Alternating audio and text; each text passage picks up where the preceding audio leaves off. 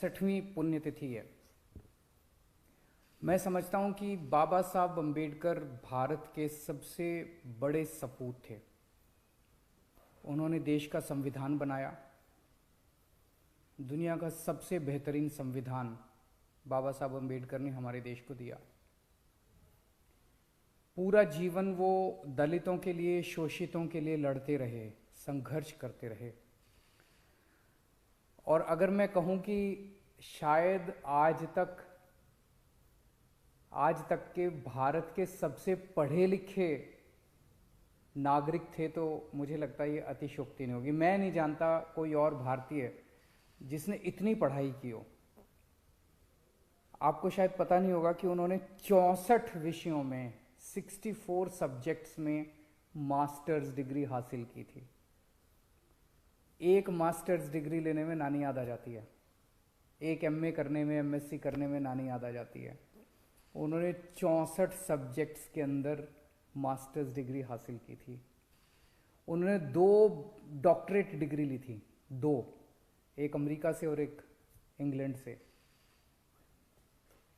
इतने गरीब परिवार से वो आते थे, इतने गरीब परिवार से आते थे, उनके घर में खाने को नहीं होता था। जब वो इंग्लैंड में डिग्री कर रहे थे तो बीच में उनका वजीफा रुक गया, उनको डिग्री बीच में छोड़ के आना पड़ा, और फिर वो यहाँ पे पैसों का जुगाड़ करके दोबारा डिग्री लेने के लिए गए थे। इतना पढ़ाई को इतनी ज़्यादा तवज्जो देते थे। 2 विदेशों से डॉक्टरेट डिग्री ली थी उन दिनों में। आज की डेट में कोई बच्चा अगर फॉरेन में पढ़ने जाना चाहता है, कितना मुश्किल है किसी के लिए फॉरेन में पढ़ने जाना, अमेरिका में, इंग्लैंड में पढ़ने जाना आज की डेट में कितना मुश्किल है। उन दिनों में ऐसा शख्स जिसने 2 डॉक्टरेट डिग्री फॉरेन से ली थी, उनको, और उस जमाने के वो पहले डॉक्टरेट डिग्री हासिल करने वाले पहले भारतीय थे। उनको 9 भाषाएं आती थी, 9 भाषाएं। और उनकी एक पर्सनल लाइब्रेरी थी, किताबों के बड़े शौकीन थे। पर्सनल लाइब्रेरी थी जिसमें 50,000 किताबें थी।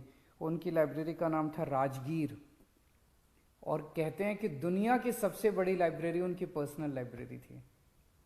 इतना ज़्यादा उन्होंने पढ़ाई को तवज्जो दिया।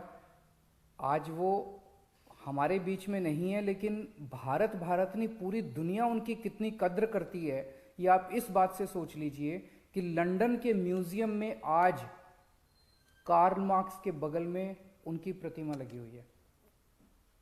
इतने बड़े भारतीय थे जिन्होंने भारत का नाम पूरी दुनिया में रोशन किया।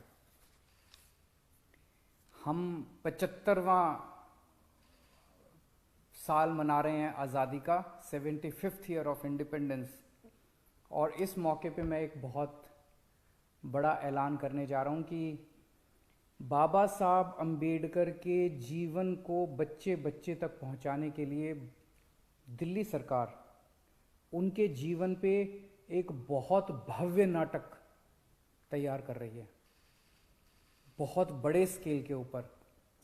जवाहरलाल नेहरू स्टेडियम में दिखाया जाएगा, 5 जनवरी से दिखाया जाएगा।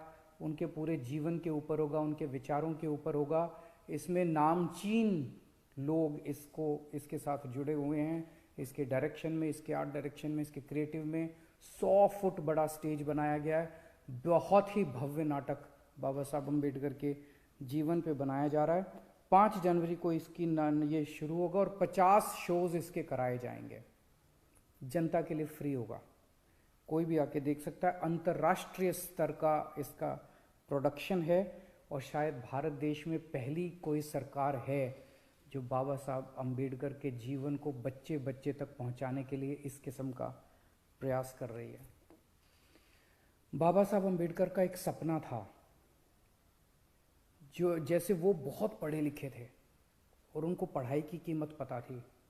उनका एक सपना था कि भारत के एक एक बच्चे को अच्छी से अच्छी शिक्षा मिलनी चाहिए, चाहे वो कितना भी गरीब क्यों ना हो। मैंने कसम खाई है कि बाबा साहब का सपना मैं पूरा करूंगा। आज 70 साल हो गए आज़ादी के, अभी तक हमारे देश के अंदर गरीबों को अच्छी शिक्षा नहीं मिलती।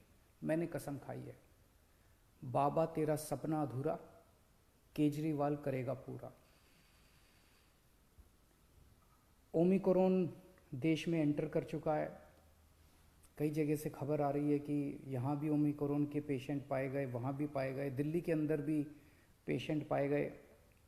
लेकिन मैं सबको कहना चाहता हूँ कि पैनिक करने की कोई ज़रूरत नहीं है, घबराने की कोई ज़रूरत नहीं है। मैं इस पे लगातार नज़र रखे हुए हूँ।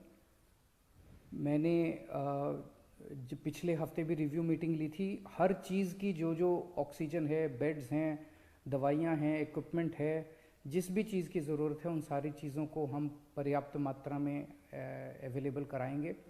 और चिंता ना करें, बस आप अपना काम करते रहें, सोशल डिस्टेंसिंग मेंटेन करें, मास्क पहनना बिल्कुल ना भूलें। मास्क सबसे ज़रूरी है, घर से बाहर निकले तो मास्क पहनें।